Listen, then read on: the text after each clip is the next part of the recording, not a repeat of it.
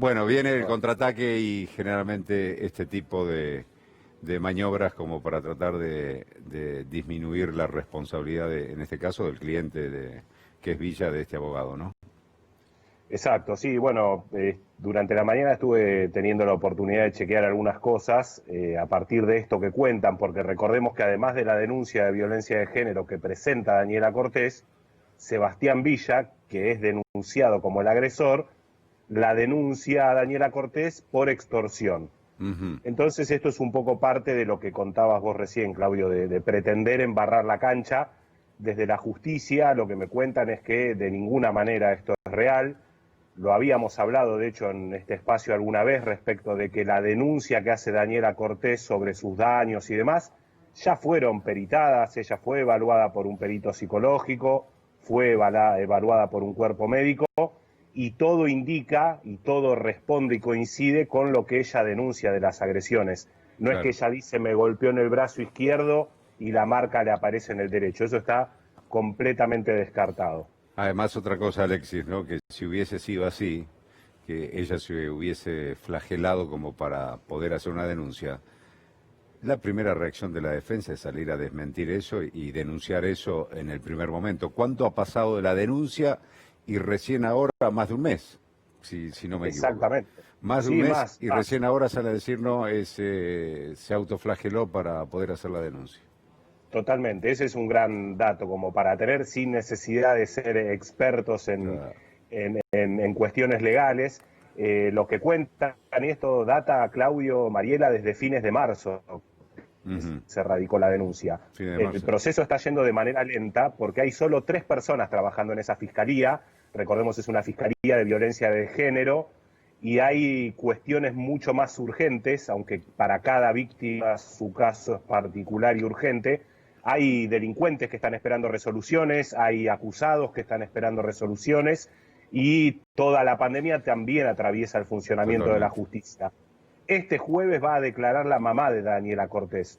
Están declarando de a un testigo por semana por esta dinámica que les cuento y porque aumentaron durante la pandemia los casos de violencia de género. Ujú. Y por lo que pude averiguar, todas las pruebas que se fueron presentando, incluso parte de lo que presentó la defensa de Sebastián Villa, refuerza la denuncia de Daniela Cortés.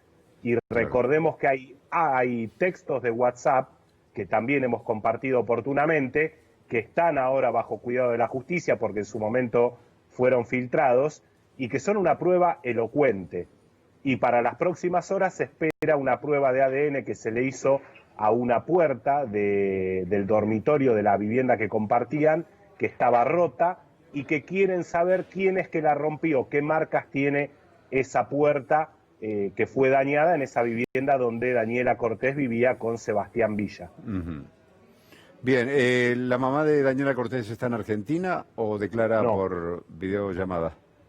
ella va a declarar por videollamada, ese va a ser el testimonio que se va a tomar esta semana, después quedarán otros 7 testigos por declarar que son presentados Sí. por la defensa de Sebastián Villa y tiene tiempo la justicia desde el 9 de junio durante 4 meses para avanzar con esto, prorrogables a 6 meses más, por esto que les contaba, ¿no? Hay muchas dificultades para el avance de la causa, además de los históricos que ya conocemos de nuestra justicia. En Ujú. este caso se está trabajando muy bien en la Fiscalía, pero realmente es gente que está desbordada por la situación y por Totalmente. lo que les decía, que en este contexto aumentaron los casos de violencia de género.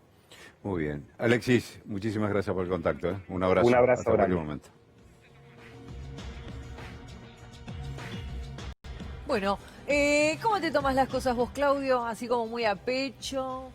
Según de dónde venga. ¿Sos una paz como era? Paz. Persona altamente sensible. Persona alta. PAS, ¿no? PAS. No es la Policía de Seguridad Aeroportuaria tampoco, ¿no?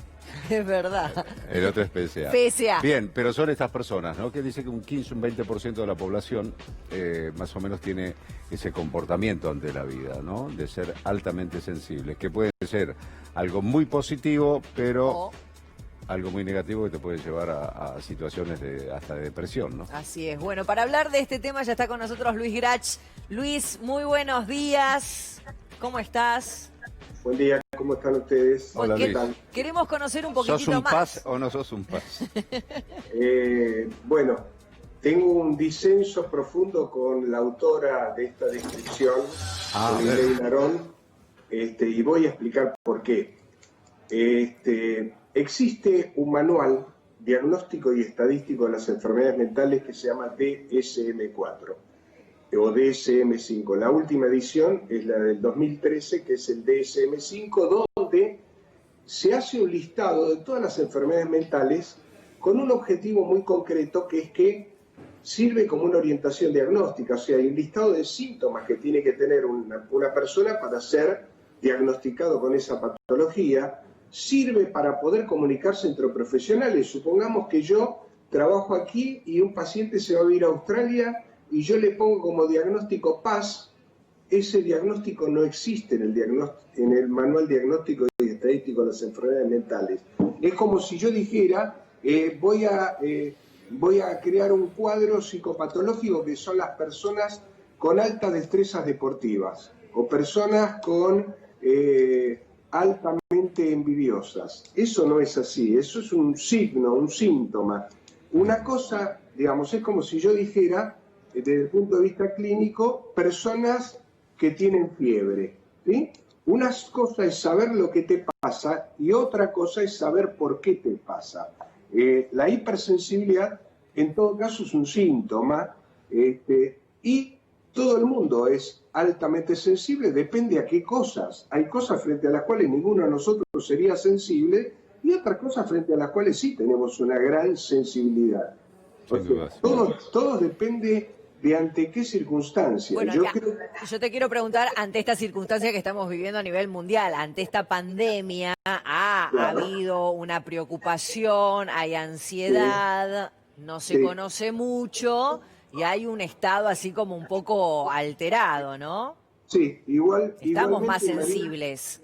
igual, una cosa es estar más sensible y otra cosa es decir que hay una enfermedad o un tipo de persona que son altamente sensibles. No hay no hay un cuadro clínico que yo diga, este paciente padece de paz. Sí podemos explicar la alta sensibilidad con un diagnóstico muy común, que es el trastorno narcisista de la personalidad. ¿Qué quiere decir eso? La autoestima es la valoración que todos tenemos de nosotros mismos, que no viene de adentro nuestro. Digamos, yo desde adentro mío pienso que puedo tener alguna virtud en algo y eso es poco vulnerable. Esas creencias vinculadas a la autoestima no están sujetas a opiniones ajenas o no son tan francamente o tan fácilmente cuestionables. En cambio, la estructura, el trastorno narcisista de personalidad, son personas que tienen ciertos rasgos de personalidad que les voy a enumerar y van a ver ustedes cómo la descripción que hace esta persona corresponde claramente con lo que es el trastorno narcisista de personalidad. O sea, yo creo que es una persona que quiere descubrir algo y ya está descubierto. El trastorno narcisista de personalidad son personas que se creen únicos y especiales. Es como si yo dijera, bueno, yo soy único y especial, tengo un alto nivel de sensibilidad. ¿Y por qué lo vinculo con el narcisismo? Porque el narcisismo, el sujeto narcisista, la valoración depende de afuera de él.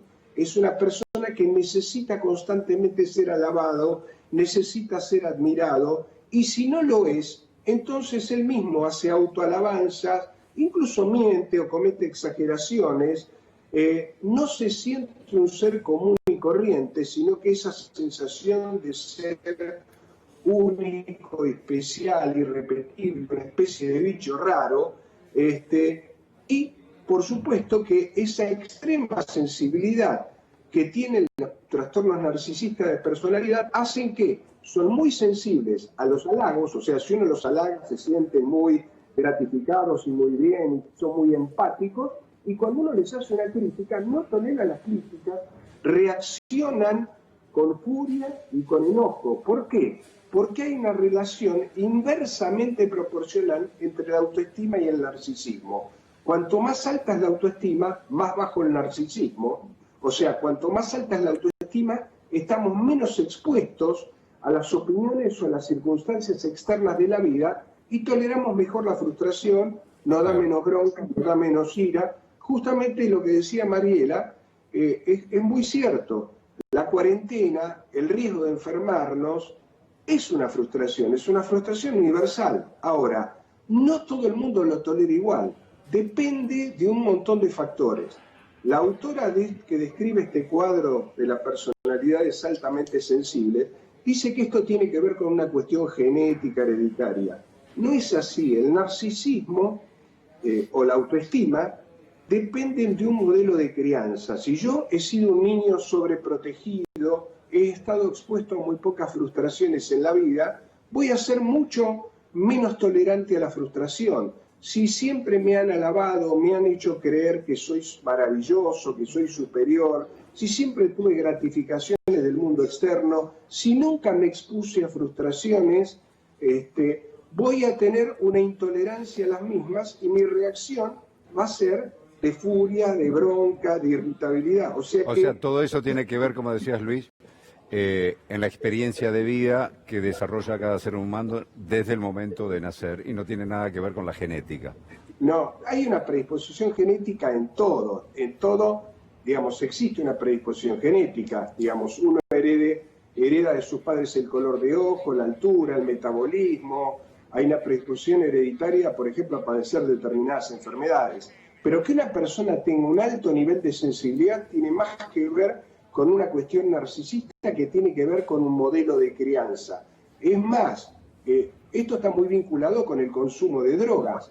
¿Qué quiere decir con esto? Si un niño desde muy chico estuvo bajo el modelo de crianza de tener un exceso de gratificaciones y nunca se expuso a frustraciones, cuando tiene una frustración amorosa no tolera el dolor psíquico que eso le produce y entonces ahoga sus penas en el alcohol, ahoga sus penas en las drogas, se refugia en algo que lo gratifique y lo alivie. Sí.